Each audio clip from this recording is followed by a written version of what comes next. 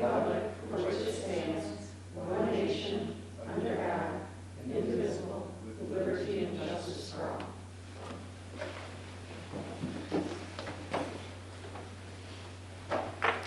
Okay. Roll call. Jay? Here. Susan? Here. Heather? Present. Cheryl? Here. And Jan? Here. And Verna?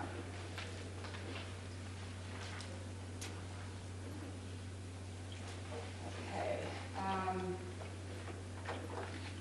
As we have done in the past, approval of the agenda. I move the agenda be approved. Second. All in favor? Aye. Opposed? Okay, minutes to the March 22nd, 2022.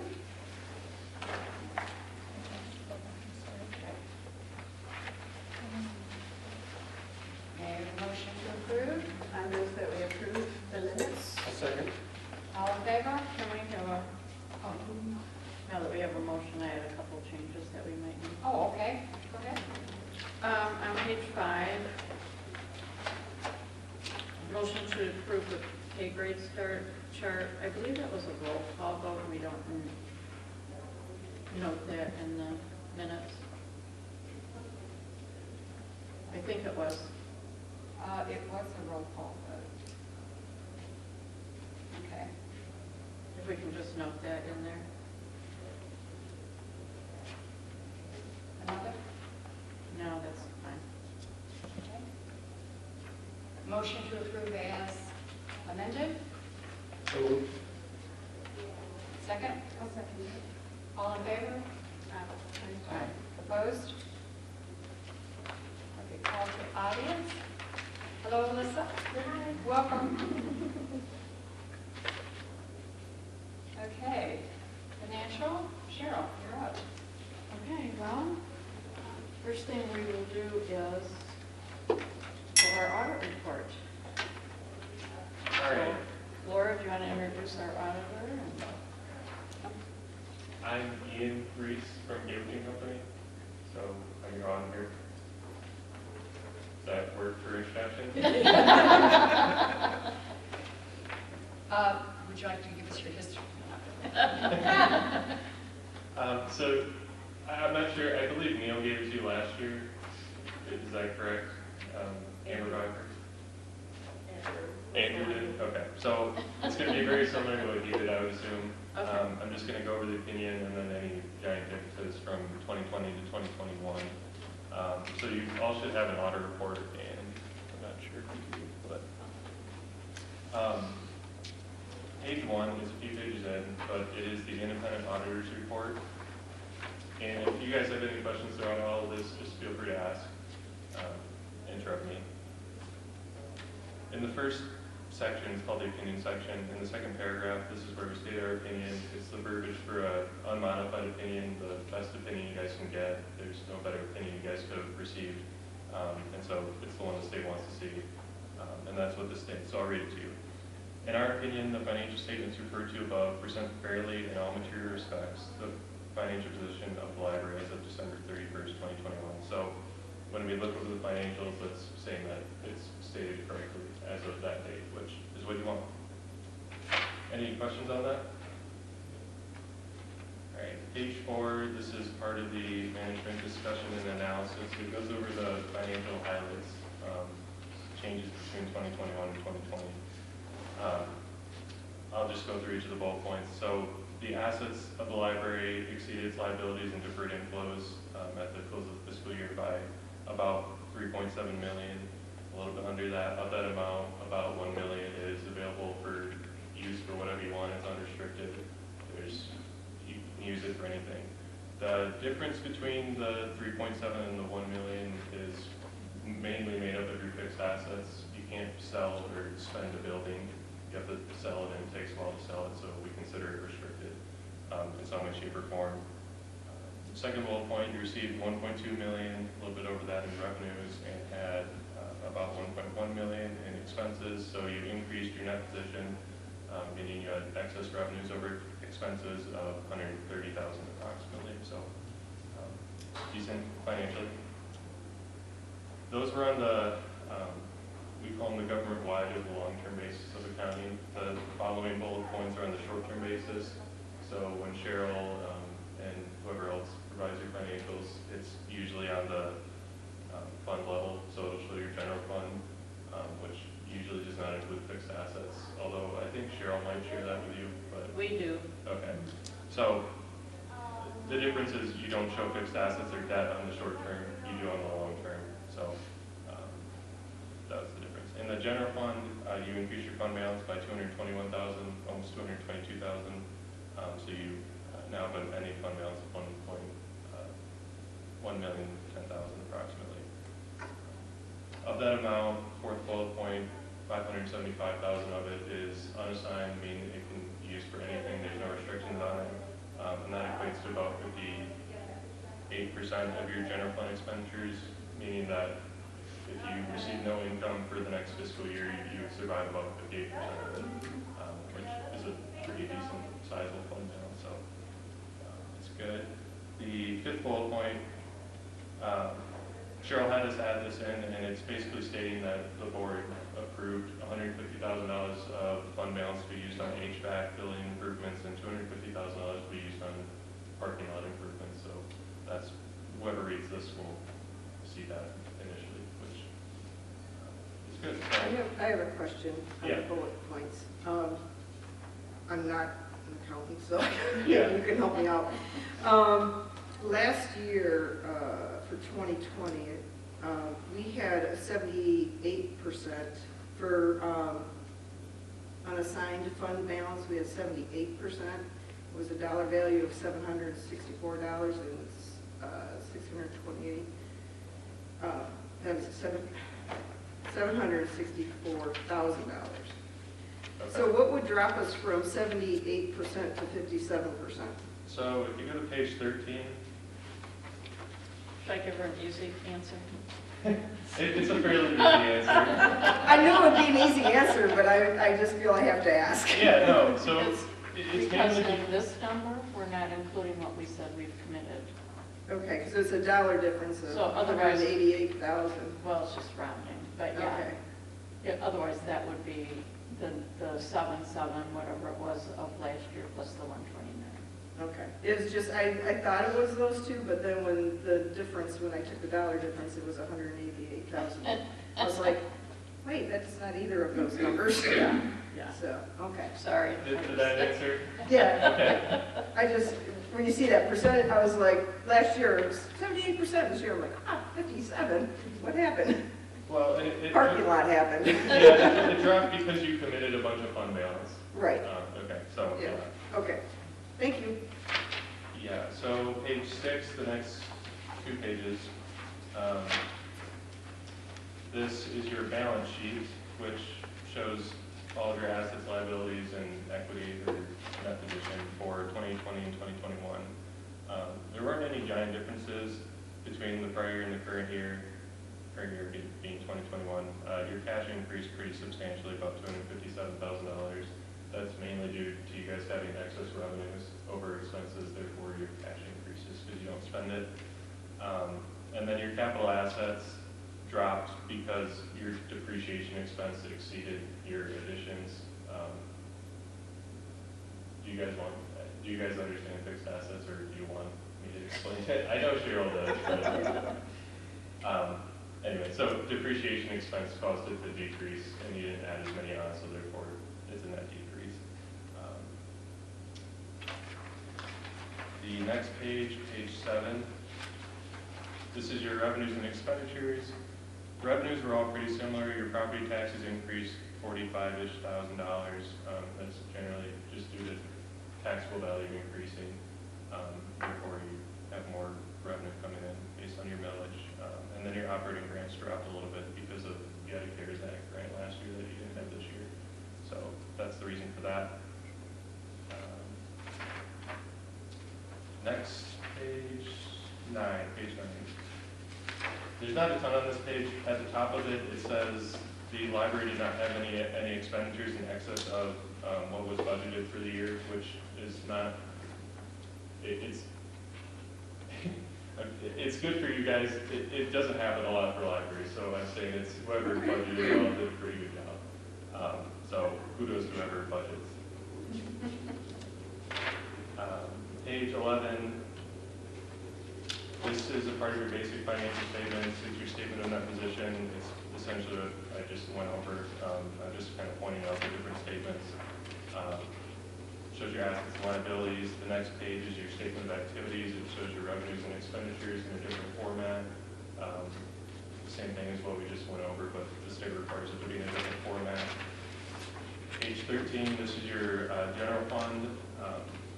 You can see that it doesn't include any of your fixed assets, and if you have long-term debt, it wouldn't include that.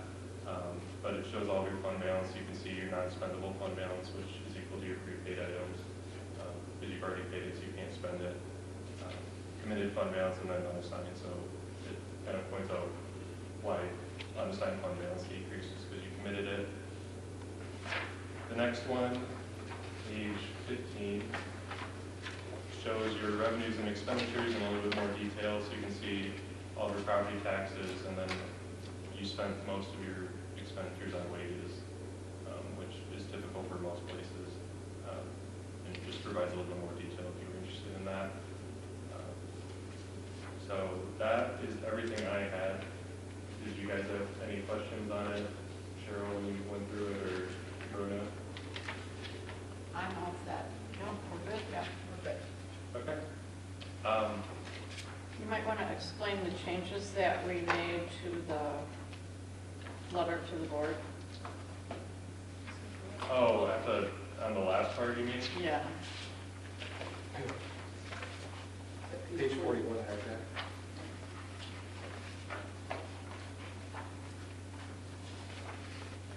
When you mean the letter to the board, you're talking about the last 3 pages, correct? Yeah, and the recommendations that were then made. Okay, so as I understand it, and Bernard or Cheryl, correct me if I'm wrong, so one of the auditors told you guys to not do any adjustments before we started the audit, and therefore that's why there were a fair amount of adjusting journal entries I made. Initially, when you guys first started doing our audit, we only had a quasi data entry / bookkeeper that was working on stuff. And so you guys were basically, when we started with Joe, said, we're going to do all the year-end stuff just to make sure everything balances.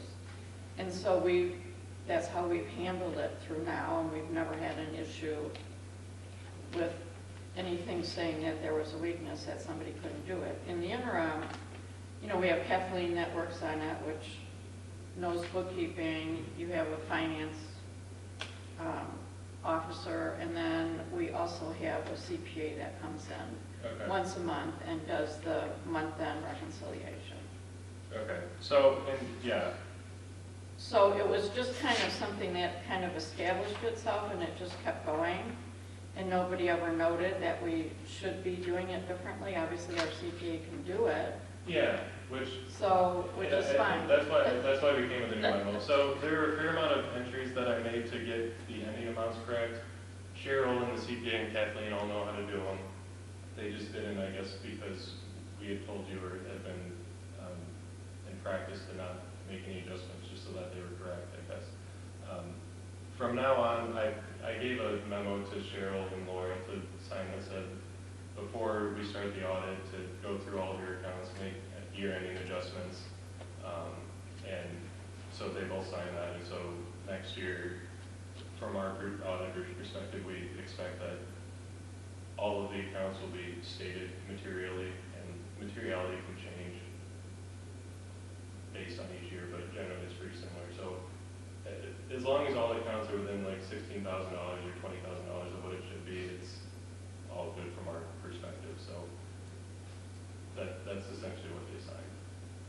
And so now that will be in effect next year. I have no doubt that it'll be fine next year. So I did have one question for you. Since you have handled all our depreciation schedules, are you still doing the depreciation adjustments?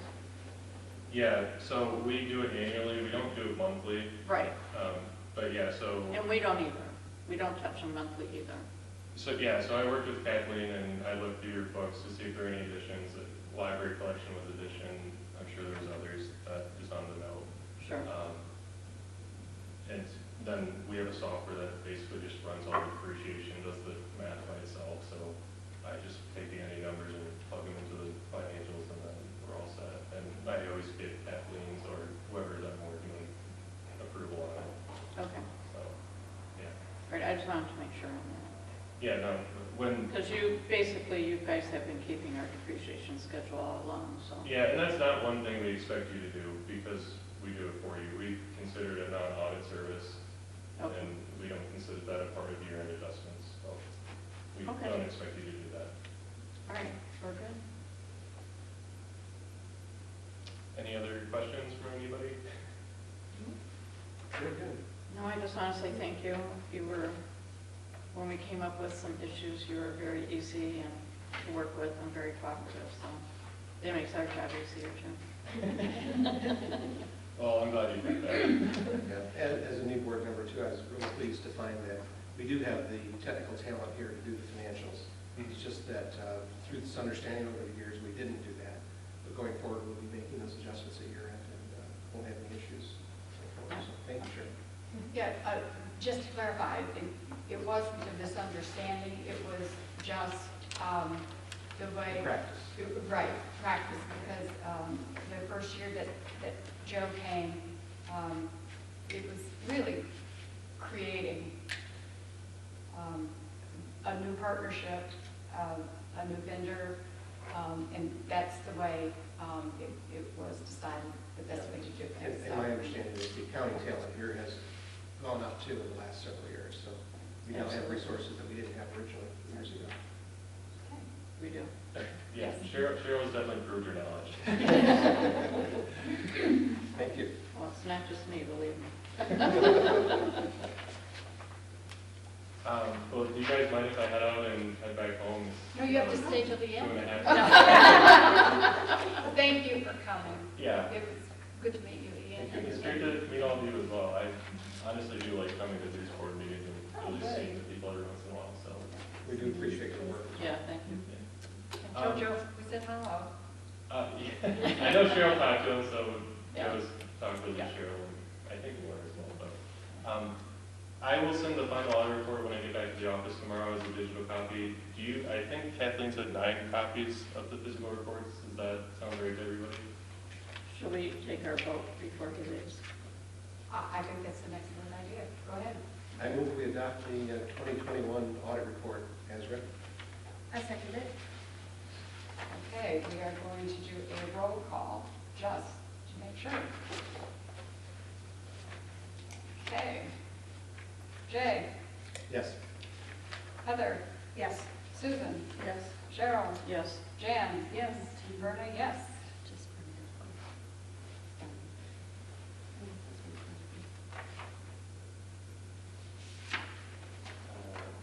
This is a really weird accounting term. Going concern is a Okay. accounting term. But there are always mistakes, usually grammatical ones, at least from the accountant's perspective. I always screw up correct grammar. So, Better grammar than numbers. Okay.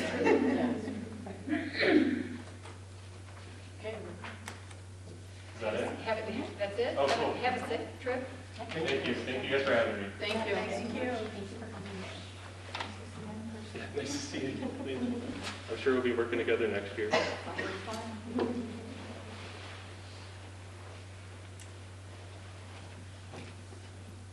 Thank you.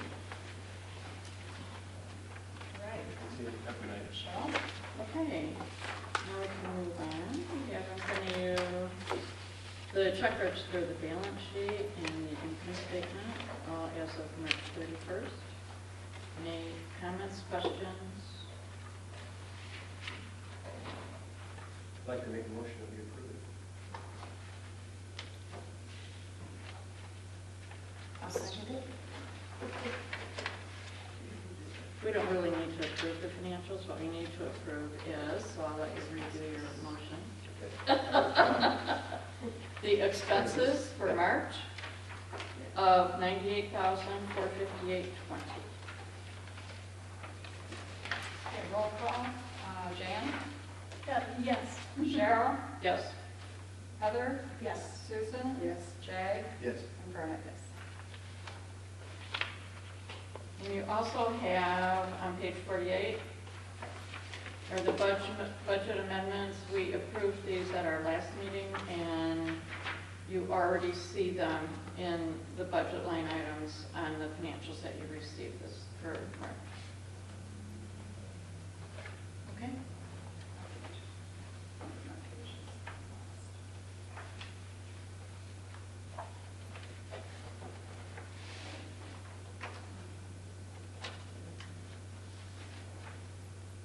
Bear with me a second. Give me a second. All right. Any questions on the budget amendments? The letter from Alyssa Slotkin. Laura? Well, we received this letter about the grant that they received, so obviously this letter really isn't meant for me, it's for Shauna and Melissa. I just happen to be the lucky person who got the letter, but I just thought you guys might like to see it. Thank you. Yes, That was we nice. Yes. definitely do. Alyssa, and make sure that the staff who worked on this gets a chance to see it. Okay, thank you. Okay, unfinished business, new business, meeting minutes format. That would be me. After watching a video on, was it United Libraries, they suggested, it was about Robert Rules of Order, and they suggested that the minutes include all the motions and all the amendments and all the voting for such, but to not include any discussion. So I talked to Kathleen about maybe removing that from our minutes. I know we have the video, and we have, if anybody in the community has questions, they are always welcome to email us questions, and we can email back for clarification if they need it. But I looked under the state Open Meetings Act, and the state does not state that we should have those in there. So I'm just suggesting we pull them out. Question. Did they say why change would be helpful to the library? They just said that according to the Robert Rules, you don't want to have too much, too much discussion in the minutes. That it's more, the minutes are more about the motions and the voting than it is about discussion. That if anybody within, and this is not from the thing, but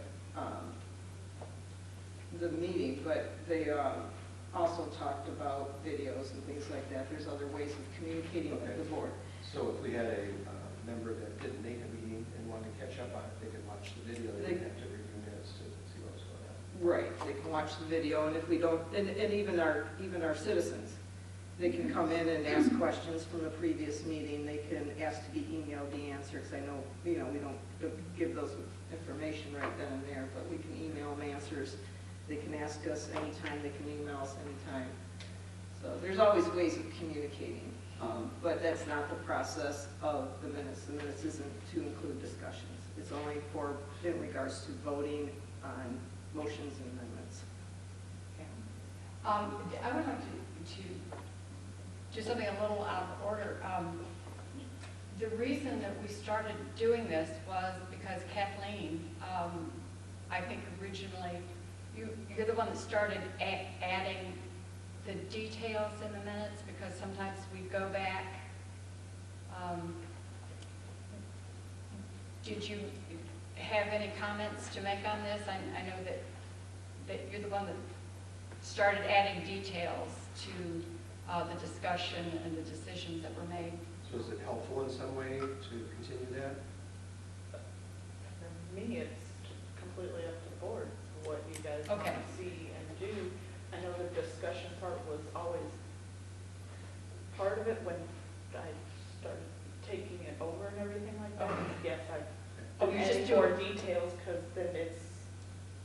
official notes of the meeting. I know you guys have had questions before.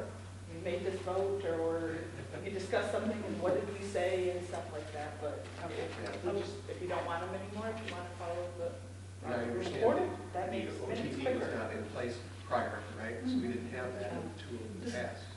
And one thing too is discussion, there's always discussions on motions, but any change of a motion has to come through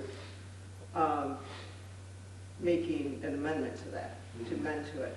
So you can't have discussions and then change a motion. You have to have discussions and amend to the motion. Once a motion's made and seconded, it doesn't change. Okay? Yeah. You have to amend it. And then you vote on the amendment, then you vote on the, if that fails, you vote on the motion. Cheryl, comment? I think since we're doing video now, that it really doesn't matter. I think in the past it did, but, you know, it'll make it a lot quicker for whoever's having to put the minutes together. Mm-hmm. Can I say something? Those were great webinars, the two of those, the two parts. There were many other tweaks and ideas for our meetings. And I spoke to a couple of you about this.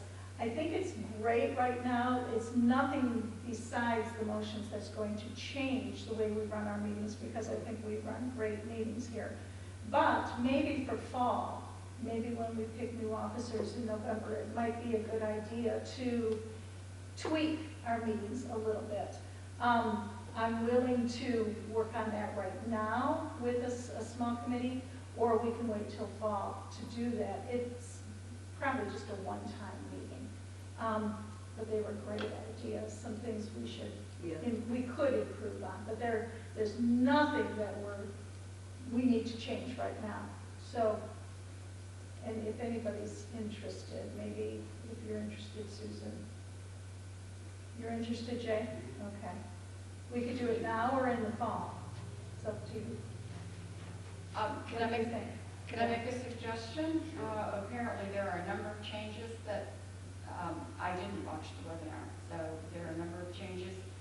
Would you like to, the three of you, get together and put together a list of what you would like to do and Sometime within the next month, before the next board meeting? Sure. Okay, bring the Great. list? okay. I'd like to be on it. Okay, so, let's see, Susan, let's see. And Jan. Now see, this is a case where I'm gonna have to write it down. Let's see.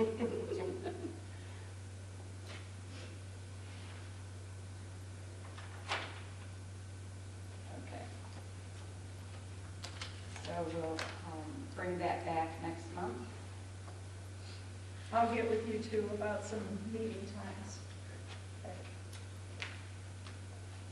Okay, the We next, need to approve the committee. that's right, I apologize. Ad hoc committee? I move to approve the committee on how to run our meetings. I, I'll second. can you second? Sure you can. Okay. I'll second it. Okay, Heather? All in favor? Aye. Opposed? Okay, display spaces and bulletin board policy. This is just an update on the pages that were on the table being painted are the correct copies. That was my fault. Kathleen was in the extra copies. They didn't show the red changes on the page, on page 50. So the new copies have those red changes. All this is updating our display spaces and community information space policy to include the upcoming art exhibit that will be in the front lobby.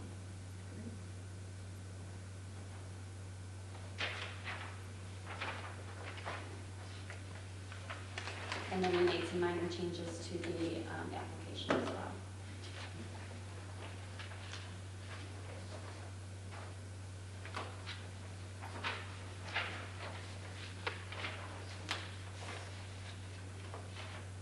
I move to approve the display spaces policy and the application to go with it as amended. Second.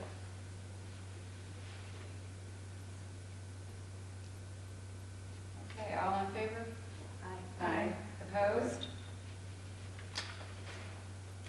Okay, and that includes the application also? Okay.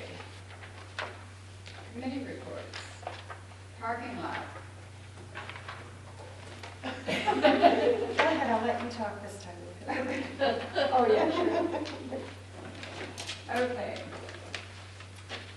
After talking to a number of libraries about a number of projects, what we really came up with is the two engineering companies that we have already talked to are the ones that have a history. Very specifically, I talked to Julie at Clarkston, and she said that while HRC is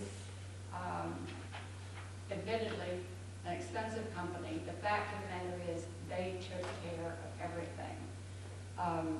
They, wrote the documents, they helped them decide, who was going to do what, and she said that they were there and supervised every bit of the operation.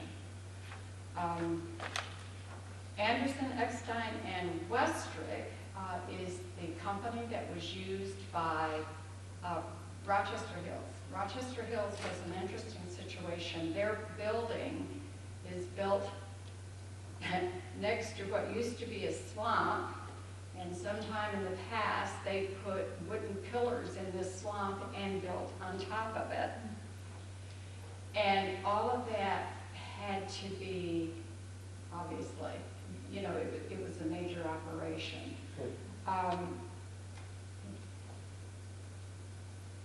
And actually, her name is Julie Ann, the director there. Because it was such a large project, it was done in two parts. They had half of it done last year and half of it will be done this year. She was very impressed with the engineering company and also with the company that actually did the work, which is a company out of the east side. When they issued the RFP, 5 companies, or they had asked 5 companies to take a look at it. Only 2 of them responded because of the extent of the work. But she said the engineering company has done a really good job.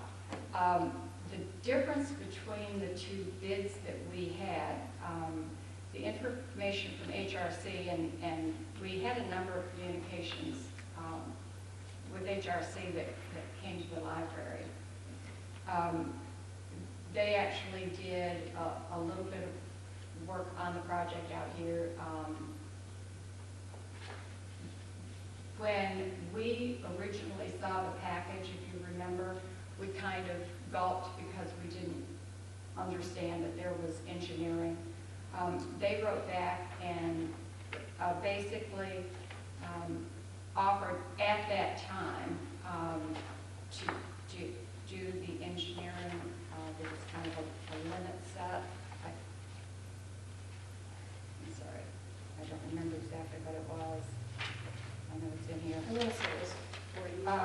Yeah, 45,500 to complete the task. In the case of Anderson Eckstein, they did not give us an indication of how much engineering would cost. What they did was give us a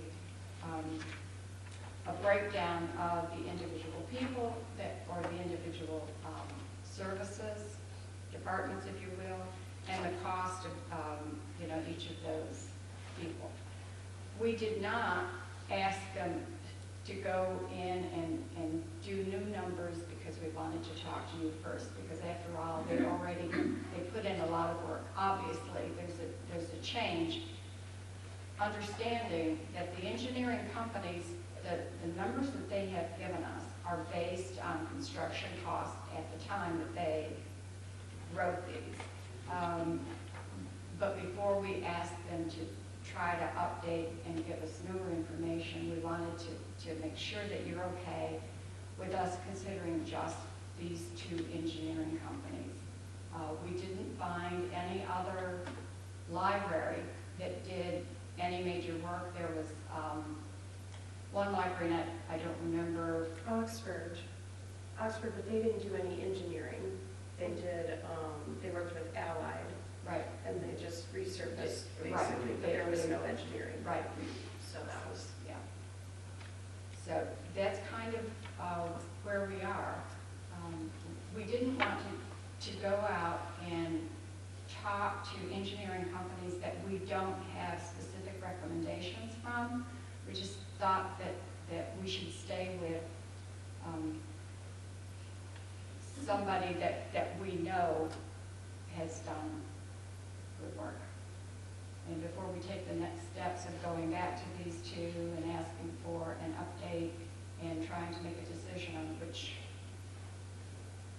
we would select, and understanding that what they're giving us is, on the construction costs, are their estimate of what they expect the cost to be. But the engineering company, once the bids come in, they would help us, they would sit down with us to decide, which bid that they would recommend.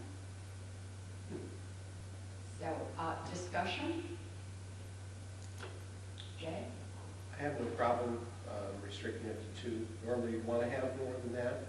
But I think in this case, we want to go with folks that are proven, that we could get some recommendations, even if they're verbal, from other libraries, that they've done a good job. And I think in this case, it's great to have somebody with some experience that can take us from soup to nuts, from end to end, and not have some gaps in there that we have to fill in with other things. Because I don't think we have the expertise on this board. And I think we could, rely on an engineering firm. I would recommend that. Susan? I also don't want to, I guess, prolong the process by looking for more or even trying at this point. I feel like construction costs are going to be going up, and I would rather stick with what we got and get the process going and get something in writing than to try to extend it, maybe cost us more in the end by looking for somebody else. So I'm good with what we have. I have a couple of questions. I know when Rebecca and I were working on this, we had some inquiries from some other engineering firms when we put out just the RFP. Were any of those contacted? I didn't see any. I don't think I'm aware of those. The other engineering companies? Mm-hmm. When we put out the RFP for construction, we had some engineering firms that responded and said, well, are you looking for engineering work also? See, all I have is the asphalt specialists and Allied, but those aren't engineering, that was just to do the work. Right, but when we put out the original RFP, we had some other ones that, I don't know, do we still have a file? I wasn't included in those emails. I may still have something. Okay, because, the only ones that we are aware of are the ones that were in the packet, which is the HRC and HRC, Anderson. You're saying maybe a Those third are, one? pardon? There may be a third one then? Possibly. I think there were a couple other ones. And I know initially we had more than two that responded to our initial, when we were asking for the course to be taken.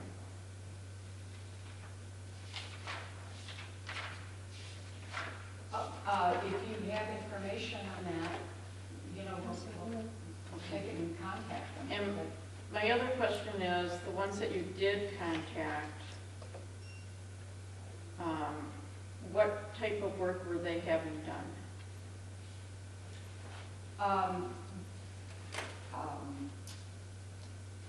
Clarkston had their parking lot completely redone because they actually changed the configuration in front of the building. They did a ramp because their building is higher than their parking lot, and so they had some concrete construction done. So did they remove everything, including the base layers? I didn't ask that specific question, but they would have had to do that for the new concrete, I know that. But Rochester Hills, yes. Part of theirs was removing the old, and then I think this year they're going to have some new area done. That will be, they'll have to go in and do the base as well as the concrete work. The reason I'm asking that is that we're comparing a little bit apples and oranges. We are not doing any major changes to our parking lot. Nothing that's going to require them to come out and, do any additional measuring or anything regarding the base layers or any of that kind of stuff. We're basically having the asphalt removed and new asphalt put on. And there are a few spots that we assume, based on the people that originally came out and looked at it, that we may need to put some additional base layer in, but not like where we're digging any new areas and redoing everything. It's simply redoing what we have already out there. And what concerns me is that quote that we got for $45,000, that wasn't a not to exceed quote. We also got a list of all the people that may or may not work on it and what their hourly rate was. If I remember that correctly, I don't have it in front of me. And the quote we were looking at for the actual construction was somewhere around, if I remember correctly, around $230,000. Right. And we're talking $50,000 just to do engineering on top of that. I mean, that's a huge percentage of a project to commit to engineering.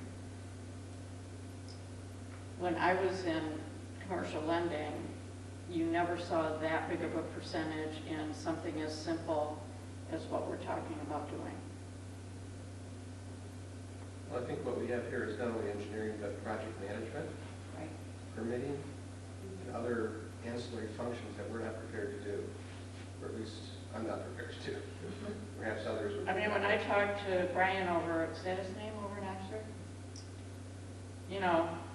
They had Allied, which, mind you, I know the people from Allied, and I don't care who it would be.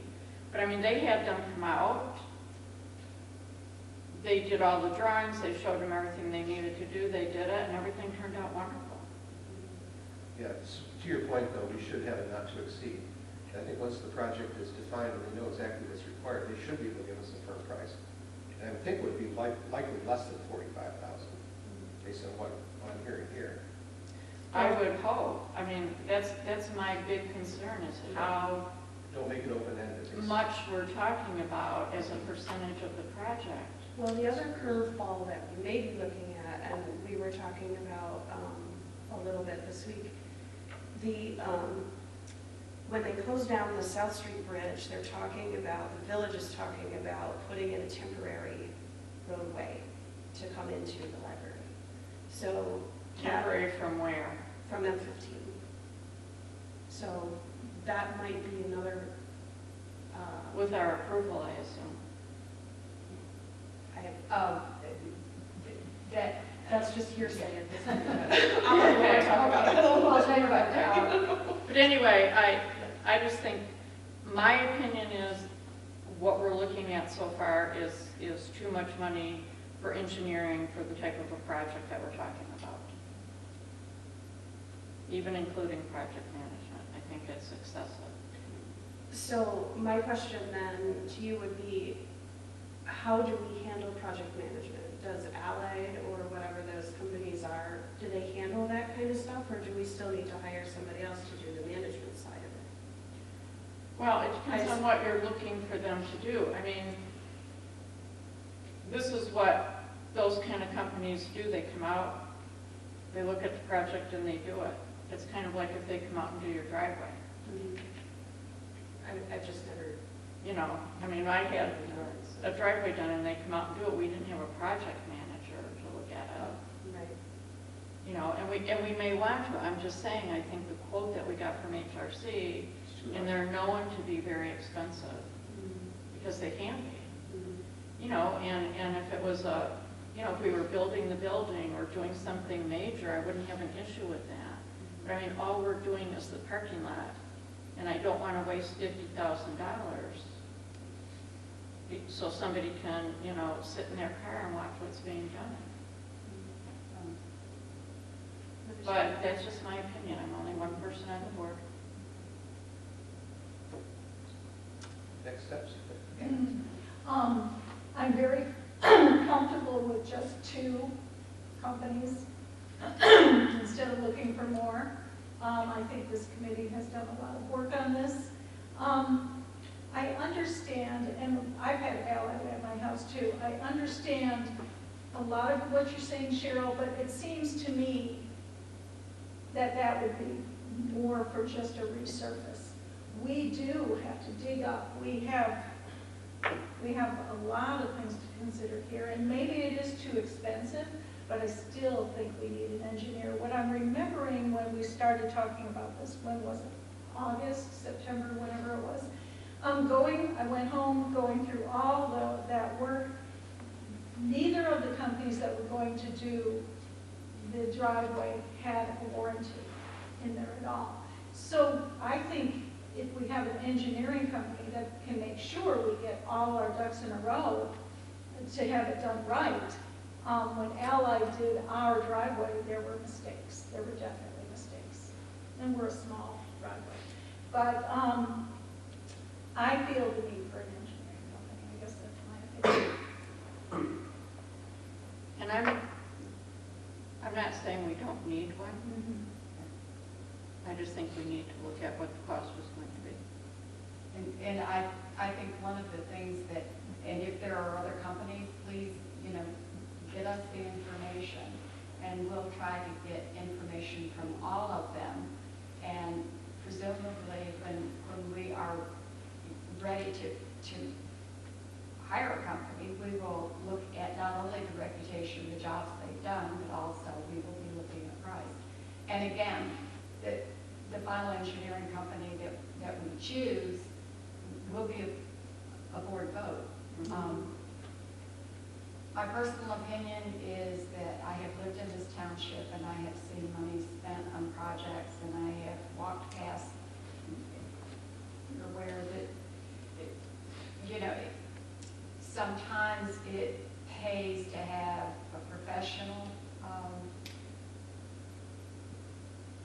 engineering company, and I just think this one could become more complicated because of the, I don't know. I'm not an engineer, I'm not a construction person, That's why I didn't do my kitchen. I hired somebody else to do it. So the question now is, do we settle for these 2? And since there may be some more, if you can get that to us, we will contact those companies and then try to narrow down, get some updated numbers without having them go through this, the whole thing. They can give us an expected increase in the construction, so we can come back to the board with more information.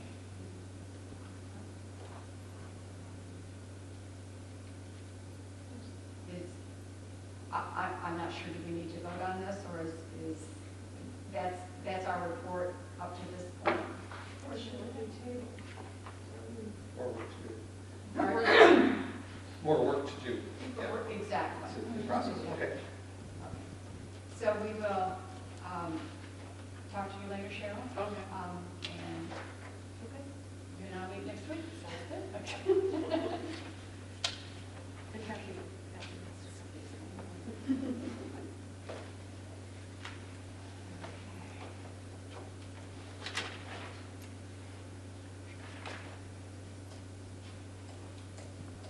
Okay, bylaws. Will we talk? I'll give the introduction and you can. Okay. We were asked to look at our bylaws. As you know, we did, or maybe, I don't know if you guys remember, we did a rewrite of our bylaws last year. And so we didn't propose to actually do, I'm not considering this a rewrite. We kind of, it's more of a cleanup to put things in a better order, I think, to put things where they belong, to make it a little bit clearer on what our bylaws are saying. So I don't think you see a lot of real material changes. It's simply a cleaning up of the bylaws. And I'll let Heather go through and talk about the specifics that we did. Okay, so if you look at, on page 54, we have Article 1, Section 4. We decided to add the mission of the library in there. Just when we were looking at other bylaws and that kind of stuff, that was in most of them, so we thought that was a good add there. We just added Article 2, Section 1. We added governing authority there because that's the type of board that we are. The Section 3 operational authority, that was just adding some definitions of things that we have done, and we also added in the process that we used when we hired a new director and appointed new trustees and that kind of thing. So we added in those appendices, which you'll find at the end of the bylaws there. We also added Section 4 there, the ethics statement. We just defined what those were. Those were already in there. And we've included copies of those, so you can take a look at them. But these are, the ethics statements here are specifically for trustees, as opposed to some of the other ones that were for the ALA and some of the other things that we had looked at before. So these ones we pulled out were specifically for trustees, so we felt that they fit better. Article 3, Section 2, again there we just added the Appendix 2 in there. Section 4, that's just a clarification, attending meetings, nothing really major there.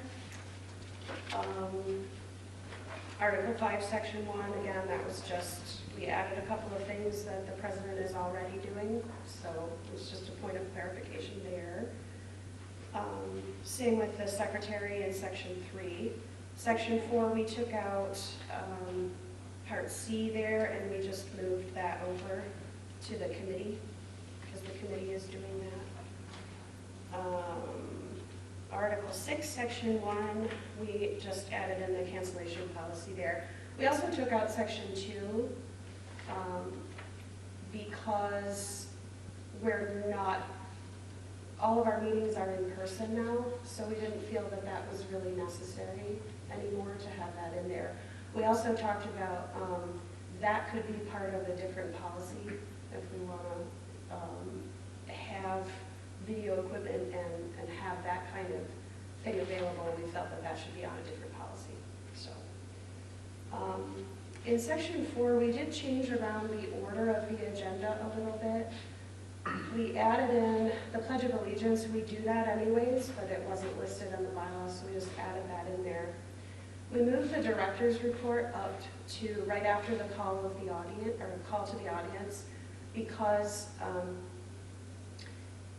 We felt that moving the director's report first would kind of better set the tone for the meeting, so that was the reason that we did that. And then the financial officer, then it goes down the list of all the committees that we have from there.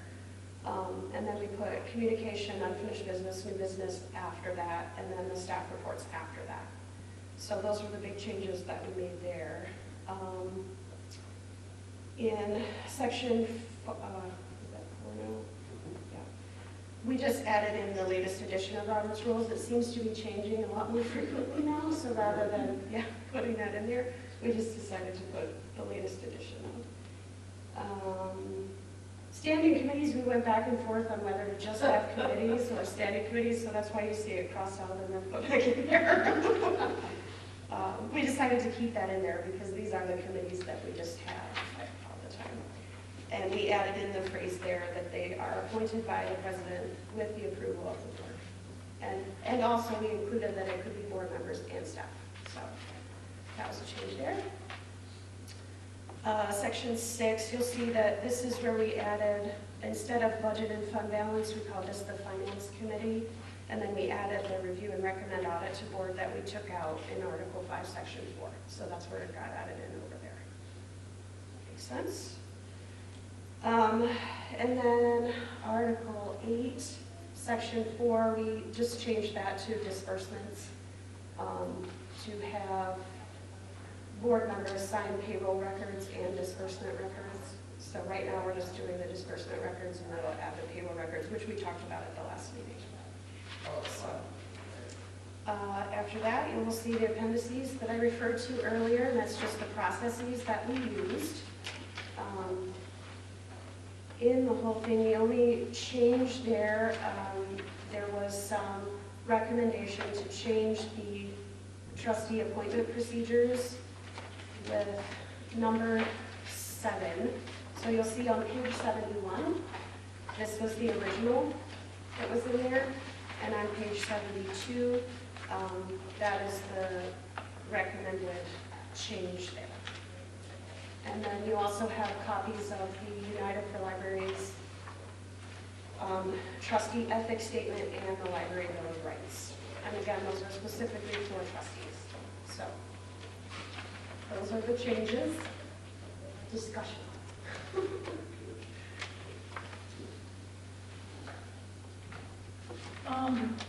On page, I'm sorry. Go ahead. On page 57, the latest edition of Robert's Rules, can we put in there 12th edition?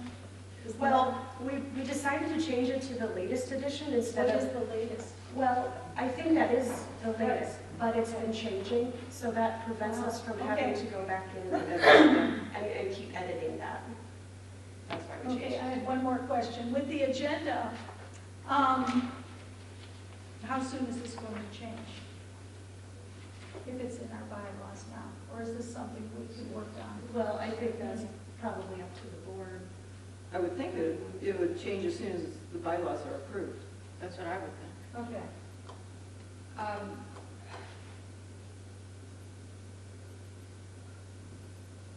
Let's see, if we bring a,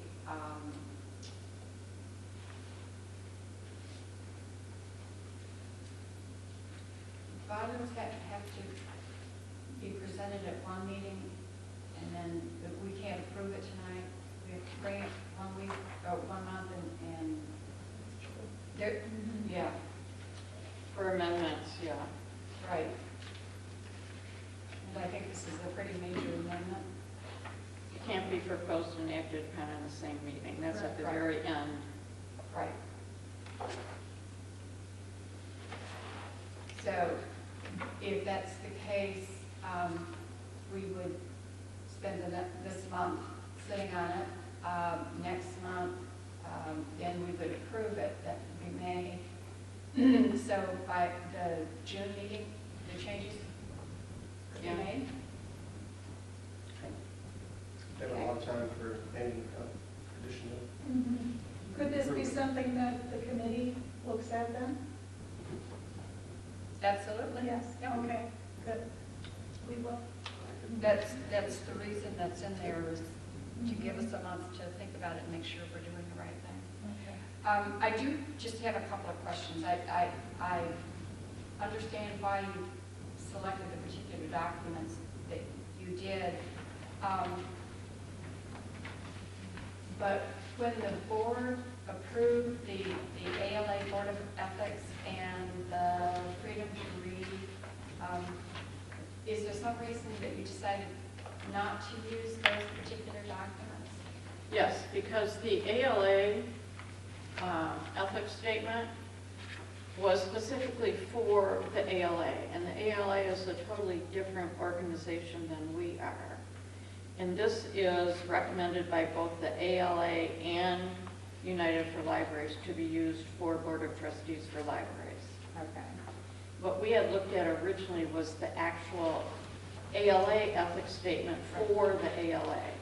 And so it included a lot of different things because it's an association totally different than what we are. So this is the document that they still recommend for Board of Trustees.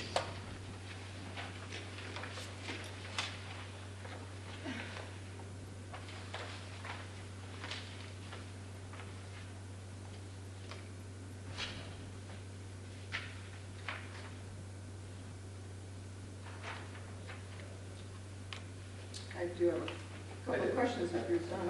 What was that? I do have a couple of questions. Okay. I would like to, from under the secretary for, on page 56, I'd like to add in making them available to the public in accordance with the Open Meetings Act, because the Michigan Open Meetings Act has a time frame that the minutes need to be available to the public. It says no later than 8 days after the meeting. So if we just add in accordance with the Open Meetings Act, we are acknowledging that we will be in compliance with them. So section 3, part A. Part A, just add in accordance to the Open Meetings Act. And I would like to... Another option might be to just, on part B, where it says posting of public notices, you can say and minutes. That's a good idea. Somebody says it there. Yeah. Except they're two separate things. You've got the minutes in A and the notice of meetings in B. So you want to combine A and B, is that what you're saying? You wouldn't say A and then put minutes in B also. Be redundant. Okay. Okay, so section 3, part A, add in accordance with the Open Meetings Act. Right. And when it comes time to vote, I think it'd be productive if we voted on the bylaws separate from the appendix 1 and 2, because those are different documents. What are you talking about? What's So we would vote on the bylaw changes, and then we're going to vote on the director hiring and appointment process, and then we're going to vote on the trustee vacancy. Because there's some things that I would like, I'd like it separated, otherwise we might find ourselves amending the motion. Well, if you have changes for those, let's just do them ahead of time so we can do it all at one time. Right. Okay, well, for me, myself, I would prefer to keep the trustee candidates as we did this previous time as voting for votes to be accepted based on the candidate's highest Rubik score, because we're looking at qualifications at that point in certain aspects. So I would personally, we would probably end up amending that vote to keep the original. So keeping page 71. Keeping page not 71 and 72. not doing 72. Oh, okay. That's what I was saying, we might want to separate them and vote on them independently. There was a reason for that change. When we were in the process of hiring the director, I had a conversation with our attorney. And during that conversation, there were a number of issues that we were talking about. And I happened to mention that we use that to select our trustee. And he indicated that that was an improper procedure.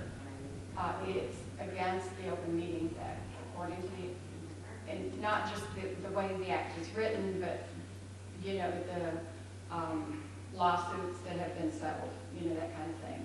That if there is a vote for a person for, you know, any particular reason, that it has to be a voice vote, that so that the public knows how we vote.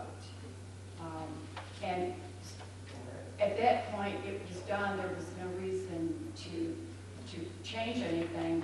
But if you remember, when we selected Laura, we did do a voice vote, we individually. And that's the reason that we did it that way, is because by that point, you know, we had a conversation with the attorney who indicated that our previous process was not acceptable. So, But we're still using the rubric in the qualifications of ranking on our questionnaire. we can do that, but we cannot use that as The deciding the factor. deciding vote. Okay. You know, Because the public wouldn't be able to see who gave what candidate what score to create the final score. And so they wouldn't know, you know, did you, Susan, give somebody a really low score and somebody else a high score? The public wouldn't know that. Okay. So we can only use it as part of our deciding factor, but we still have to nominate and actually do a vote so they know how we're voting. It's kind of, it would be kind of like doing a secret vote. So it seems to me that using the rubric to help each one of us personally through this is a good idea, but to have them totaled and calculated is not necessary. Well, we could still do that, which we did with our director candidate, because that gave us all an idea on how We the did it with the board, trustee candidates. but too. we still had discussion and we still voted and made nominations and voted individually. right. So it could still be part of the process, but it wouldn't be the deciding factor. Okay. So we would still use the rubric, turn it in, get it calculated, and then what? Give it back? Does everybody get a copy of the whole thing? That's a little messy. I would think if we use it for our own purposes, I don't think it would be necessarily even appropriate to give it to somebody else to do the calculations. We each calculate our own. We can then use that for discussion. You know, for instance, you know, I give Judy really high marks on this, but again, it would be an open discussion that the public gets to hear. Okay. You know, and Gotcha. So number 7 needs to come out, I believe. Totals calculated. On which page? 72. Page It's just 72, first two number words. 7. Oh, On page 72. yeah. Am I right or wrong? We would take that out, not take Because out it's a number tool 7. for us to, Yes, in our it's a discussion. great tool, but I don't think it should be calculated according to our attorney. That makes sense to me. So you're just taking out the dispersed to board, but leaving in the totals calculated? For our own. But we'd be calculating our own Right, totals. right, so it's just not dispersed. Right. So we're just taking out that. So we don't need, On an individual basis. I would Right. just take the whole 7 out. That's what I'm thinking. Because we say we use the rubric for evaluation, so you can add it or not, depending on what you want to Right, do. so I think 7 needs to come out. And then we would have to take out 6 on page 69. Does this need to be voted on then? I think it No, just has to be- because this is part of the whole, Oh, you're right. 6 has to come out on 69. Wait, that's library director, right? Totals calculator. Yeah, but Well, it it's the was, same we thing. didn't do You can't that. do it. Yeah, we didn't do that.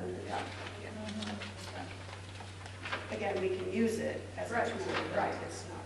And I do feel that, like, but, and very specifically, to use as a discussion, you know, when we're talking about, you know, I may see something, Jay may see something totally different, and you know, we talk about those. And I'm really glad we put it on, in the bylaws. I'm glad it's part of the bylaws, because any future board has this tool now. Right. When we hired the director, we did not calculate, Right. right? The director, okay. I didn't do it. Well, we did it for individually. Right. But it wasn't, Right. yeah. Okay. I have comments on a couple of other articles. I'm sorry, what was that? I have comments on a couple of articles, Article 2 and Article 6. Okay. Which one? So Article 2 talks about the authority of the board, and on page 55, so Section 4 is the ethics statement. It doesn't make sense for me to include that here. And the reason is that it really has nothing to do with the authority of the board, right? We're talking about the authority of the board. It's really the things that we do, the things that we have the power to have other people do. That's what authority is about. Ethics statement really isn't related to that at all, so I think it should be removed. Now, I don't have a problem with having a statement about operating ethically. I think it's important for a board to operate ethically. But we already did that when we were sworn into office. You know, we talk about the swearing to follow the Constitution, the laws of the country, the laws of the state, and faithfully execute our offices as fiduciaries. We've kind of done that. And for this reason, I don't think that having a separate statement of ethics makes a lot of sense, and particularly not in this space. So I would recommend we remove that. Should I go on and talk about Article 6? No, Okay. I'm sorry. We're talking about the authority of the board. Go ahead. I'm confused. Okay. I guess I need more of an explanation of why you're thinking that, Jay. Okay. So we're talking about Section 3, operational authority. Which is now section 4. You're talking at the top of 55, right? Ethics statement. Right, so. Right, but it's under the heading of authority of the board. True, Article okay, 2. I have that, yes. So what is your authority to act, right? The ethics really doesn't have anything to do with that. Would it be more under duties of board members? It might be, but I think it's duplicative of what we already do in front of the clerk. So it's And the redundant, laws is in the what first you're section saying? under Article 1. Pardon? It's redundant? I think it's redundant. Okay. Yeah, I don't think it's necessary. I think that because of the oath that we take and the obligation that we have to taxpayers and citizens, we better be operating ethically. Now, personally, I'm not against ethics statements. I actually have signed 4 in different professional organizations that I belong to. They're all a little bit different. So if you want to talk about including that here, I've got some comments on that particular ethics statements and things I don't agree with in there. But I think it's not part of our authority. It shouldn't be in that section at all, and I would recommend it actually be removed because of the oaths and other things that we take. I'd like to hear the committee's opinion on that, because I could go along with what Jay says, but I wanted to hear what your thoughts are as a committee. Well, I can give you my personal opinion. Sure. So that's what we get. That's what we get. So, yeah. My personal opinion is that ethics statement goes directly with authority because it talks about how you exercise your authority In what way? and whether it's you're being ethical in doing that. I think that, you know, a remedy that we could do is we could have these ethics statements available and we could sign them when you become a trustee. And then that could be included maybe as an appendix in here, then it's still in there. I don't know, it's just off the top of my head. Susan, did you have a comment? I think I'd have to ponder it more. I'd have no problem signing an ethics statement if I agreed to how it was, you know, take a look at how it was written and everything like that. If that's what we need to do as a board, then, you know, that's fine. I mean, I've been sworn in office just like everybody else, so I take that very seriously. I'm not sure, I'd have to probably think about it a little bit. I can see where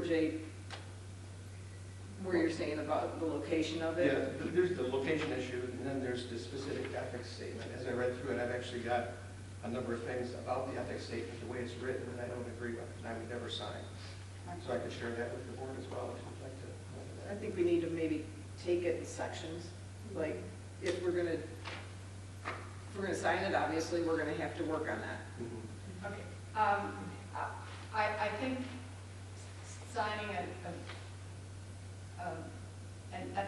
ethics document is a totally separate issue. Right now, what we're talking about is the bylaws, and I think we need to, Right.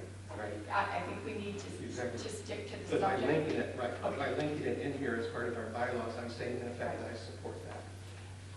And I believe that that's correct. Right, and I don't. And that's the reason that I think it should be here. Okay. Because I think this says, this is what we, in other words, our bylaws are what we say to the The public. tax, to the Yeah. public. Right. This is, This is what we do. and this we are. is this is what you get. Right. This is what we think our job is, and this is how we are going to do it. Mhm. And so I think we have. And I have no problem if I believed in that statement that I was agreeing to. So maybe I should kind of go through what my objections are, if that might help.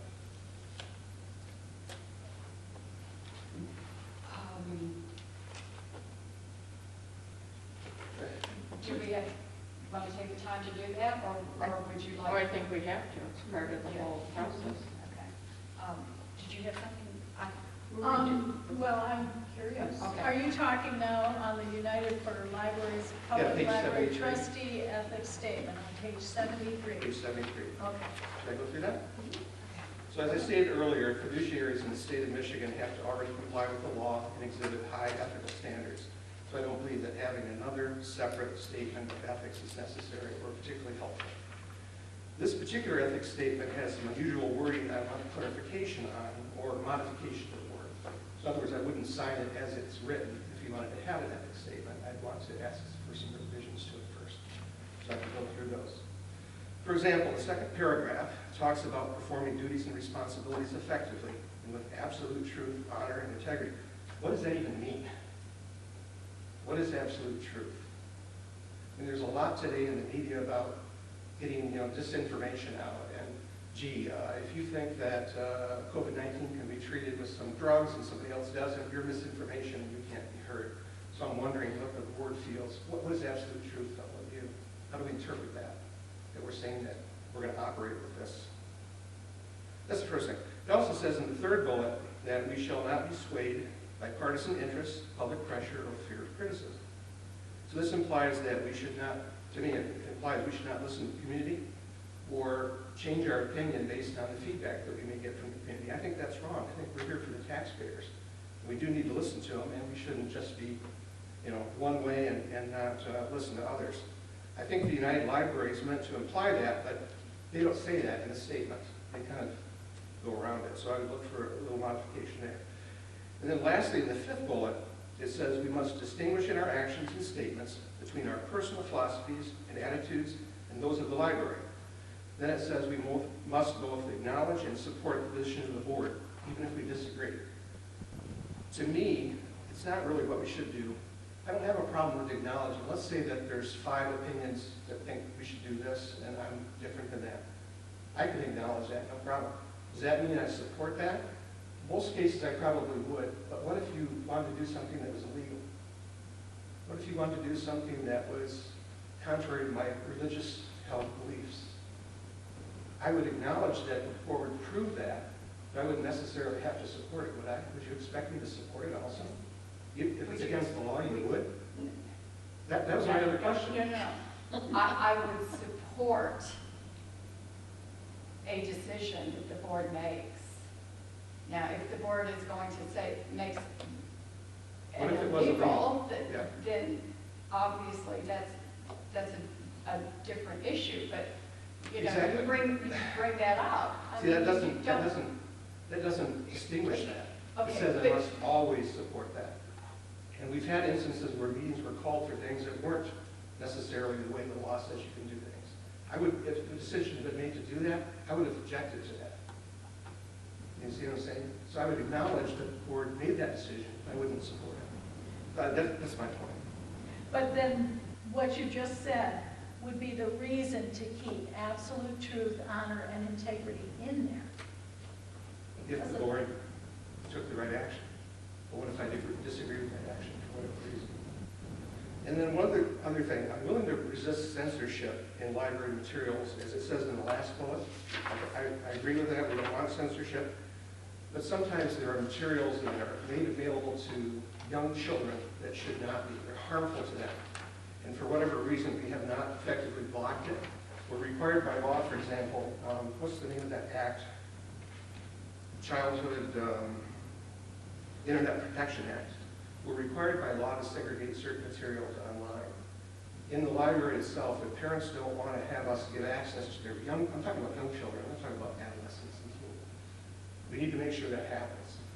And so my point here is that I do want to resist censorship, but I want it to be, make sure that we have age appropriate, we've considered that, and that we're segregating things based on that's age appropriate. It doesn't say anything about that in here. So those are my objections. Okay. As far as materials are concerned, our job as a board is not to make those decisions, Jay. Our job is to hire people who are professional and have them do that job and to support the director and our staff to make those decisions. Okay. We're not librarians. We were never intended to act as librarians. You know, I understand that if each of us were to sit down and write a code of ethics, we would each write it a little differently and think about different issues. But I think as we are a part of the Michigan library system and subject to the state rules, I think United for Library ethics statement is one that we should be willing to accept and support. I think it's a good start. Can I just add, and we've discussed this before, and a couple of us have discussed this, and this is nothing new, but it was a statement that I had to screenshot because I loved it. A truly great library contains something in it to offend everyone. Yeah. That's been Again, around for a while. I'm not talking offense, I'm talking about protecting your children. We're not parents. It's up to a parent to protect your child. Yeah, and maybe it comes from my being new and not knowing what our policies are. What do we really have in place? But I Can I think, give one more example?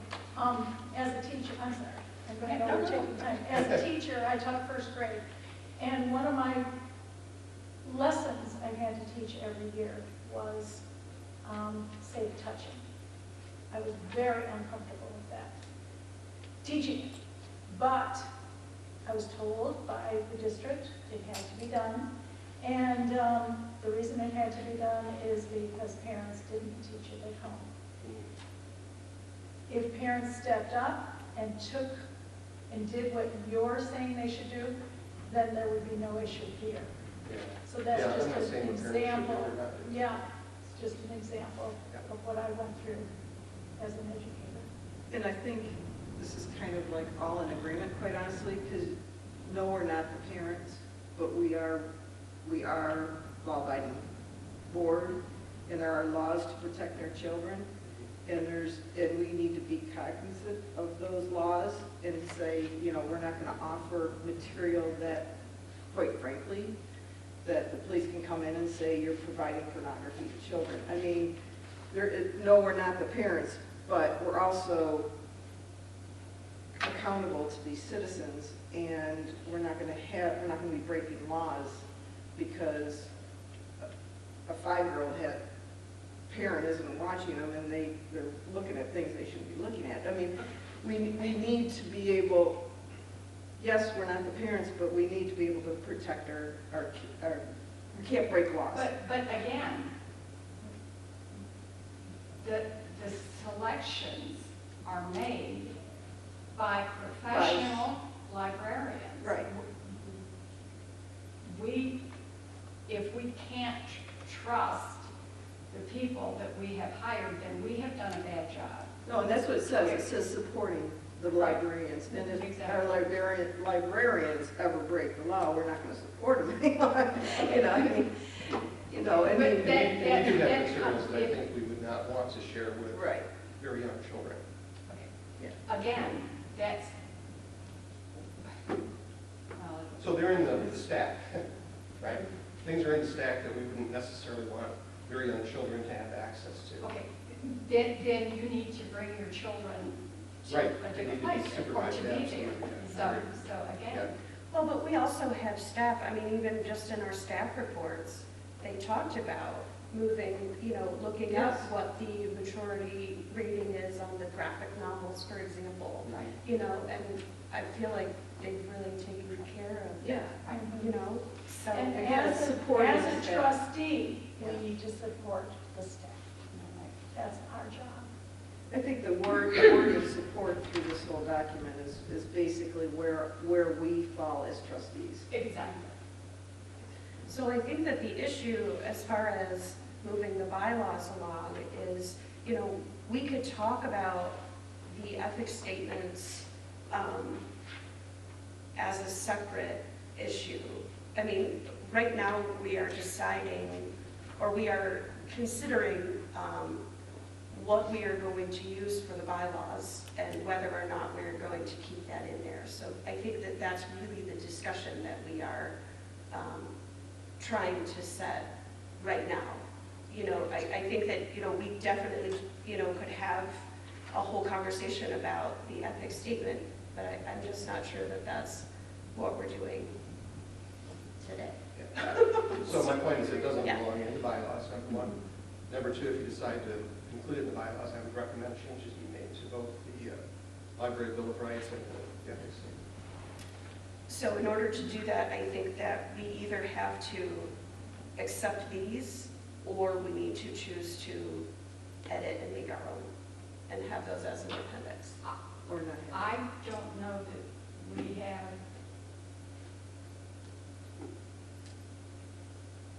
the authority to change. If I we mean, did, I that's- would think it would go by the attorney, wouldn't it? Yes. Well, for sure, that would have to go by. We are not voting tonight. That's correct. Correct. We're not voting. Cheryl, did you have anything else to add? No. And then the last, Oh. last point of discussion is on the Library Bill of Rights, since that's also incorporated into our bylaws on page 75. So Bill of Rights, who are we the ones giving the rights? Who are we giving them to is my first question. A Bill of Rights, okay, so who's giving them and who are they to? Whose rights are these? If you look at item number 7, Mhm.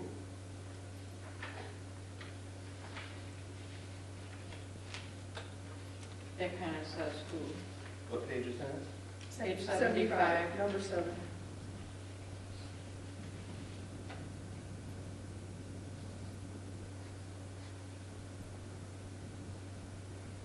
So all people would be those, so we're granting these rights, is that correct?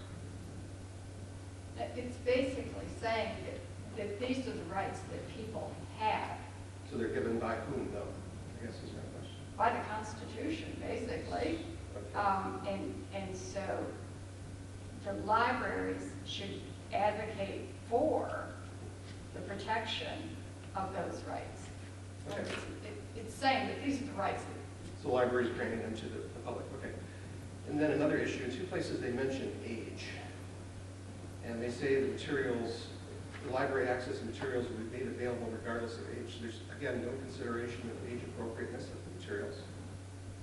And again, by law, under the Children's Internet Protection Act, we have to make sure they don't see certain images and see certain things online.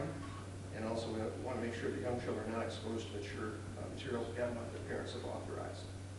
So again, I suggest, Again, we hire a director who manages a staff of professionals that make those decisions. Right, and I have not, I guess I'm not privy to how those decisions are made, so. Well, We also have a policy, no children, right, under 12, without a parent? We are working on that right now, actually, it's 8. 8. So I guess I'd like to know more about our policy. That's it. okay. Okay, we'll come back next month. I will contact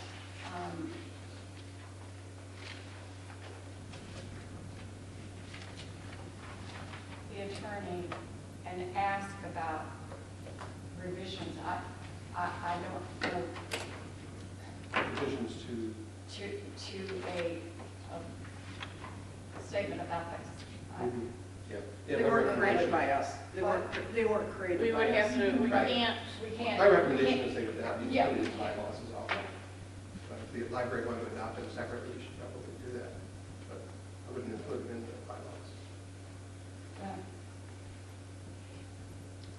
Okay. and also if you notice on the bottom of page 75, any concerns you have on the library Bill of Rights, there's a large section on the ALA website that talks to these and questions that have come up, and a lot of it has to do with age. So you might want to look at that before we have our next meeting. Yeah, I think there's about 40 or 50 pages. Yeah, of, it's a lot. Information on the library Bill of Rights. And it gives you the website right at the bottom so you can find that. Yeah, and I will say, And I think you're right, Susan, I think there's also a seminar out there, if you look at their list of webinars, that they have a webinar. I've done several now Yeah. on intellectual freedom, so. But I mean specifically on this Bill of Rights. too. I think United for Libraries has a webinar series actually on some of that stuff too, so. I'm a visual person.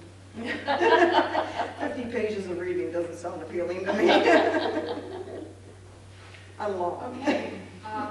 Further discussion on that particular item?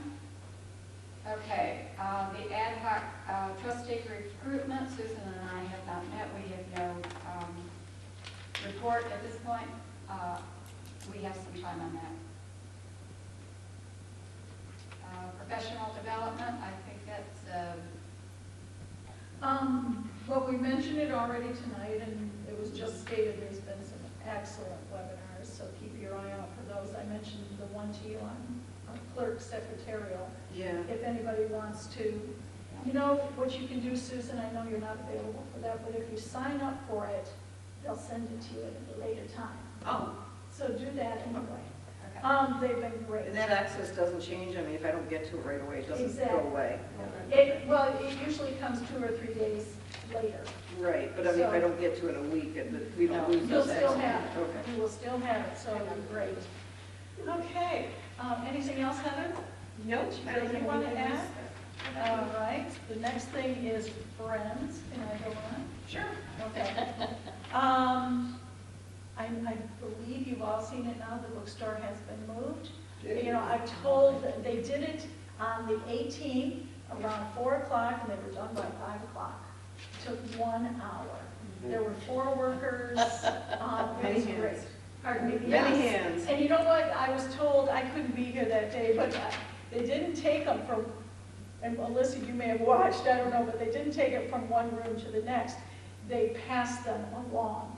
It's like a bucket brigade, and it went even faster. There's going to be one more shelf that's purchased, if you happen to notice on the, would that be the north wall? I believe they're going to put one more shelf, okay. It just, to me, it looks like it's always been there, or it should have always been there. It's, it looks great. Recent sales, the bookstore for the month made $575. Online sales were down a little, $283, which isn't bad.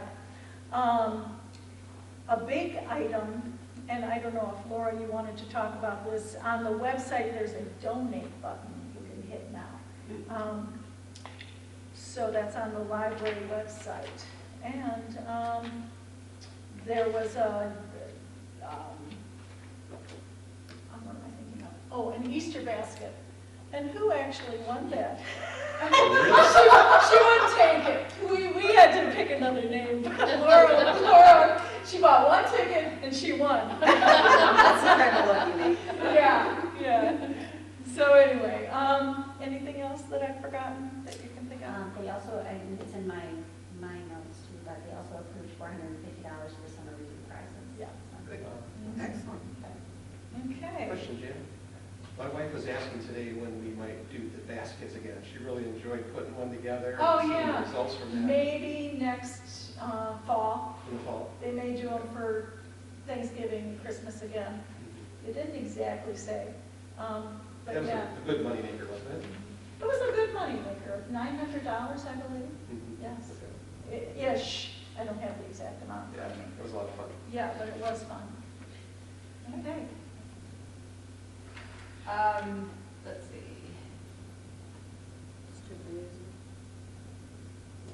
Advocacy. You skipped student. Oh, yeah, student, sorry, I already put the check mark. Taylor is ill. It's the reason she is not here this evening, but she has been really busy the last month, but she hopes to be with us next month. And she's going to try again to get to the trust, to the township. Mhm. Yeah. She's a junior, correct? Yes. So she'll stay with us through the summer and next year. Oh, you know what?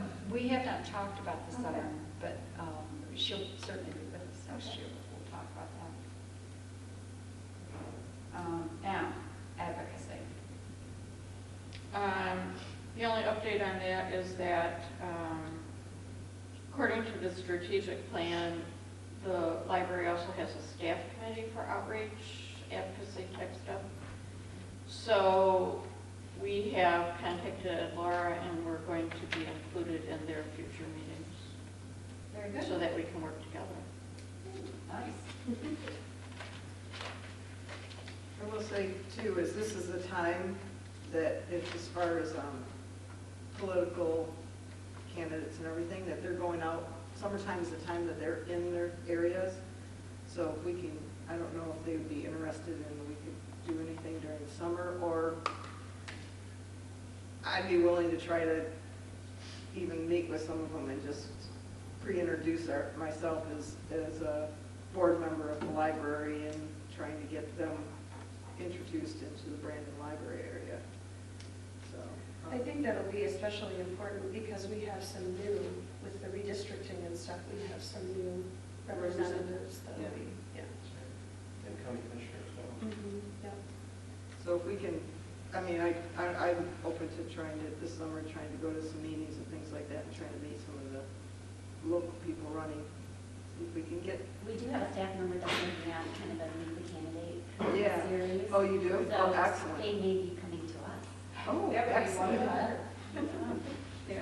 Yeah, we need to work with them on that too and do something after the primary, Right.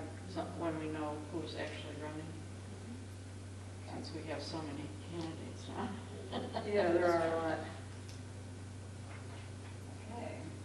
Evaluations, Budget. budget. Sorry. Nothing new on the budget, okay, Okay. Now, evaluation. which is not finance. Heather and I just started working on evaluations. We've got a first draft.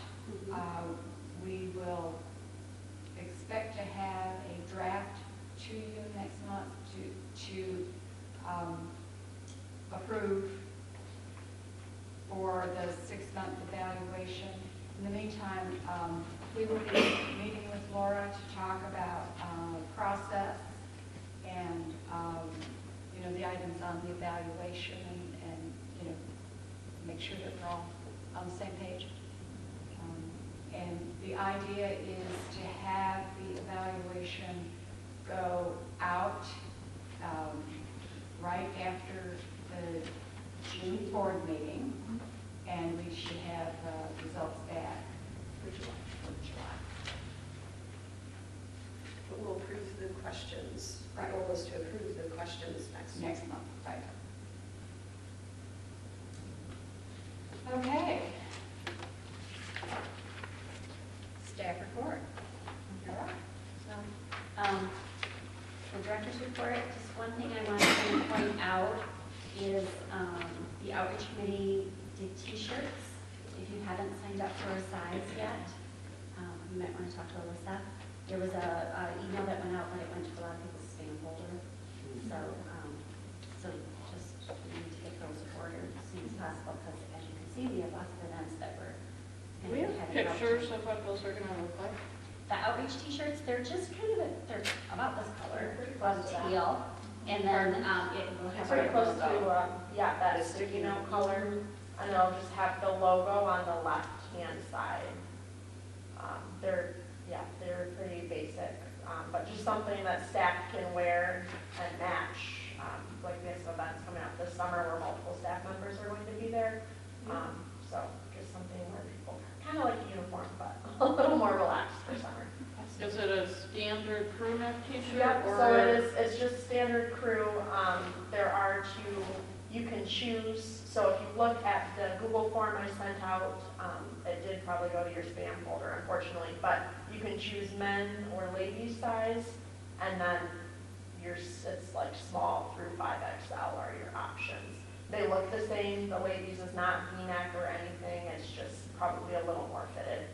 And the sleeves maybe look a little shorter than like your unisex type t-shirt, so. I was wondering about the sizing of that. You did say to me though too that most of the women are getting the men's. There's a lot of our staff are getting men's. Yeah, like if any of you got the summer reading t-shirts last year that said like educate, engage, empower on them, like that would have been just like a men's size. So that's easiest for you to compare to. Let's change mine. Yeah, I'll probably change mine now too. Okay. And how much are they? I would have to look, but they were right around $8. Yeah, they're very reasonably priced. Question of the director's report on that second bullet.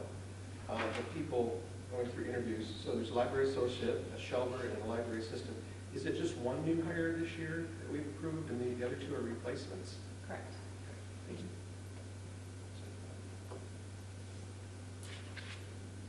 Now you're a notary. Oh, Yes. congratulations. Did you take it out from you? I did. Anything else you'd like to highlight?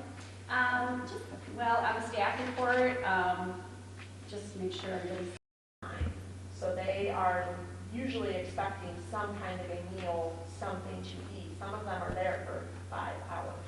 So that was where the decision came from. I can't offer free nachos and free hot dogs unlimited to the town of Ortonville, unfortunately, from our programming budget.